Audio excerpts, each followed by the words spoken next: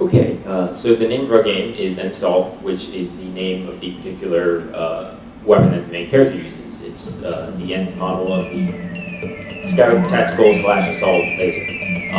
The main character, his name is Jim, any resemblance to people that you may know is purely coincidental.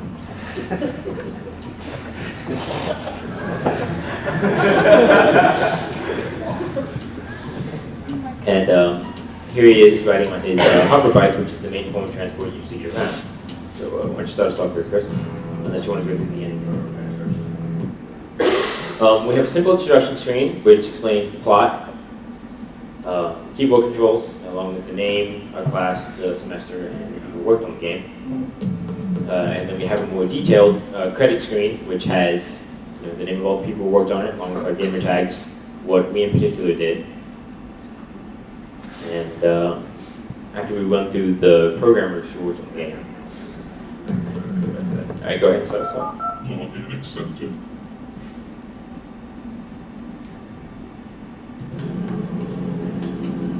So the game starts with you here on this alien planet.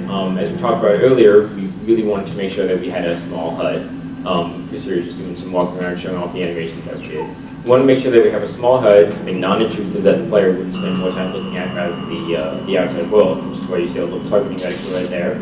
And the health is displayed down here. Obviously, the more damage you are, the smaller it gets.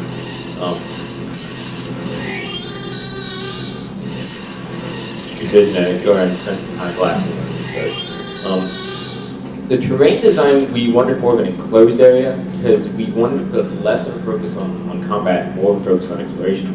So what Chris here is doing now is going around, looking around the area, and here he found a new upgrade, a new energy source for his main blaster. You can switch between two weapons anytime you want, and each weapon that you have has different properties.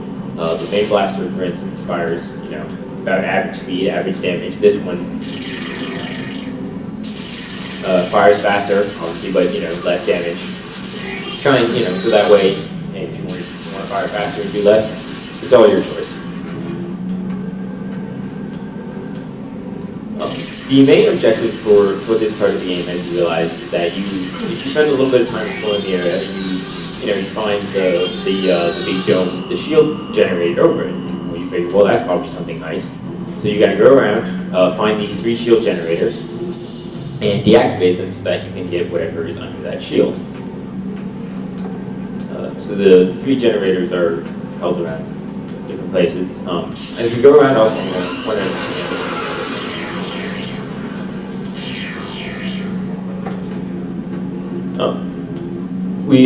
looking around the environment a few times, everyone in the game did a custom model and a custom sound effect. Some of the sound effects that you can hear, most of the sound effects we got either from the sound library provided by our sound guy, or even some of them, or we assembled them using the pieces that he had. So after you go around, you find the generators, you find the weapons and stuff, you can go ahead and the boss is unleashed upon you. And we decided early on that we wanted the centerpiece, more or less, of the game to be the boss fight. Inspired by games, especially like Shadow of the Colossus, which has no enemies except for the bosses. That's a really interesting way to do things. So we decided that having a very, very single, large, impressive opposing enemy would be a little bit more interesting than a bunch of smaller, more or less mini boss fights. So the boss has a opposing pattern, follows you around. He has obviously a lot larger and a lot more weapons than you. You can fly around underneath him, try and outmaneuver him. The bike has a boost in case you want to go ahead and do a quick getaway. So after you finally blast him enough, he finishes, he can't take any more, so he keels over and dies. And at that point, congratulations, you won our portion of the game, at least as we designed it. After that, here's the credit screen, and then from then, you can always start back over if you want. And now I'm going to give it to Chris to finish off. Any questions? Delegation. Okay, now, if you really you want to sell this game or sell the process, or the other question, what would be the coolest thing if you are talking to a user? What would be the coolest thing about the game from a user point of view? And what would be the most interesting aspect of the game if you are talking to a video game designer And what's really something good if you are talking to a software developer? All right, best selling point for a user first, guys. What's your favorite feature? Anything? I'm pretty sure, yeah, they would agree that the emphasis on the boss, like the fact that you got one really big, really interesting, well done thing that you kind of everything revolves around. It's a very intimidating fight. What was the second question again? I'm sorry. Now, if you are talking to a video game Developer. Yeah. Really, like each of us, because we were a small group, we made sure that everybody had part of a. Sure, everyone was in charge of something, but that's not the only thing they worked on, and they're not the only ones that worked on it. Like we kind of worked on everything. So I'm thinking the thing that took the most time for us, and that we kind of like made sure was was like making sure the boss synced up well with his particles, his sounds, his effects, everything like that. Really took me. That's where we put a lot of the detail in, is making sure that the boss looked like a boss.